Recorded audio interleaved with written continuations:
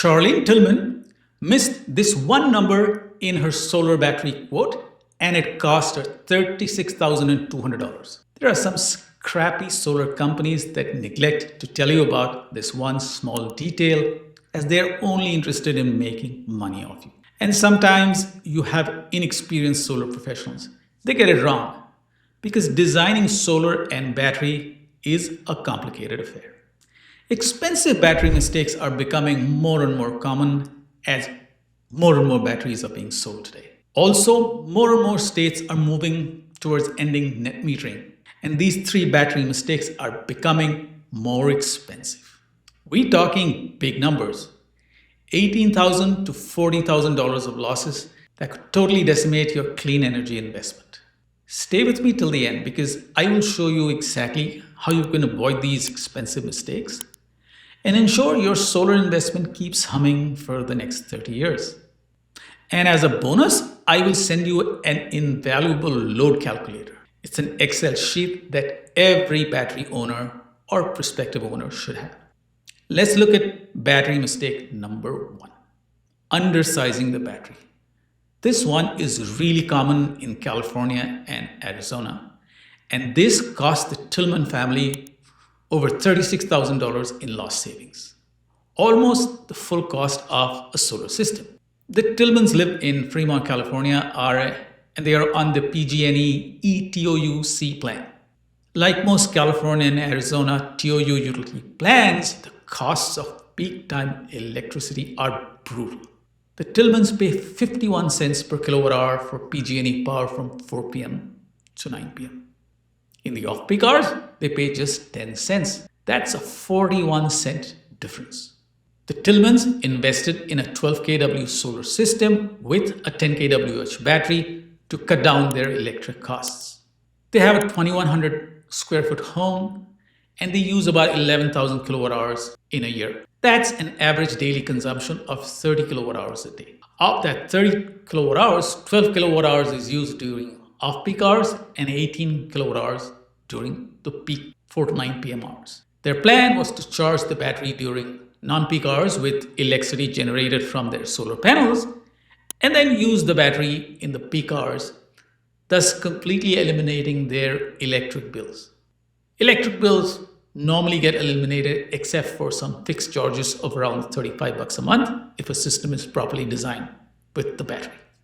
The Tillman saving plan was to save 18 kWh of peak usage at 51 cents, totaling about $9.18 during the peak hours every day, and saving 12 kilowatt hours of off-peak electricity at 12 cents. That's $1.44 during non-peak hours.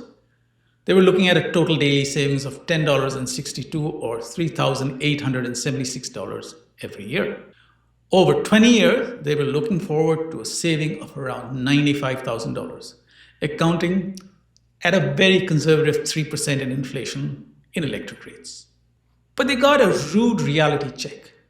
Their solar company had undersized their battery and it was able to make only 10 kilowatt hours during the peak hours and not the 18 kilowatt hours that they needed, leaving the Tillman family with a daily bill for the remaining 8 kilowatt hours.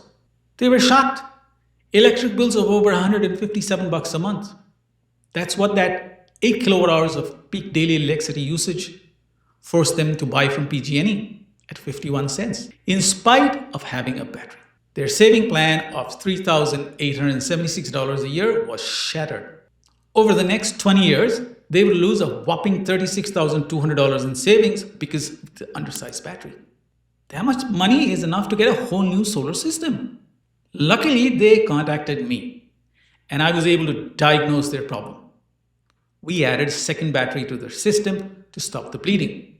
And now they're back on track to save the original $95 grand. Mistake number two is an undersized solar system paired with a battery that it just cannot fully charge.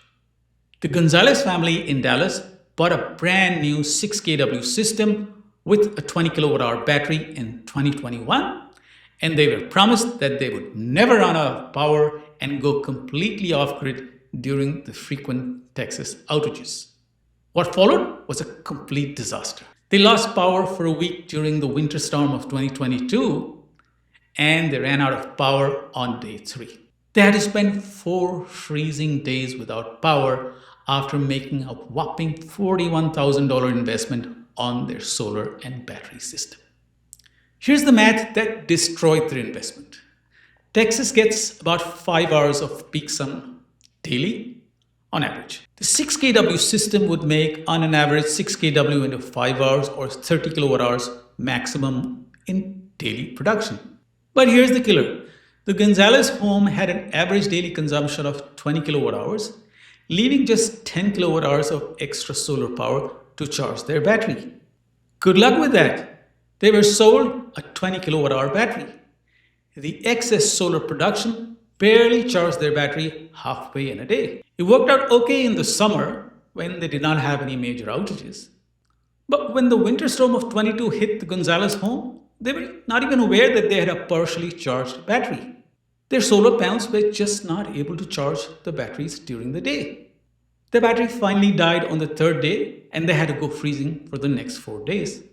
So much for their $41,000 investment. Now, that mistake could have been easily avoided by adding another 3 kW of additional solar capacity at a cost of anywhere between $9,000 to $12,000. An inexperienced salesperson had sold them a poorly designed system, and it really soured the relationship with solar. They thought solar and batteries were complete BS, and they were literally ready to write off their investment. I introduced them to a reliable local installer who added in those extra panels, protecting their solar and battery investment. Mistake number 3, and this could cost you the most: penny pinching on batteries and choosing bargain basement models that don't last. The Jones in Charleston, South Carolina, fell into this trap, and it cost them $33,500. They live in a modest 3,000 square foot home, but they spend a lot on energy, 15,000 kilowatt hours of annual consumption, or about 42 kilowatt hours daily because of very high air conditioning loads. They were looking for a reliable battery backup system to have power during the hurricane season's frequent outages. They were sold a 30 kilowatt hour AGM battery bank with the promise of full home backup power for 3 continuous days during outages. They were sold on the system as the $16,500 price tag was significantly lower than the comparable price of lithium batteries like Tesla and Enphase. Here's the hidden truth they weren't told. AGM batteries can only safely use up to about 60% of their capacity. If the batteries get depleted to a charge level that is lower than 40%, it significantly reduces their life. The battery company promised 3 days of backup power for home essentials. However, they neglected to tell the Jones that using the battery continuously for more than 1.5 days during an outage would deplete the battery below the 40% threshold. Dangerous territory for an AGM battery's life. And that's exactly what happened during hurricane season.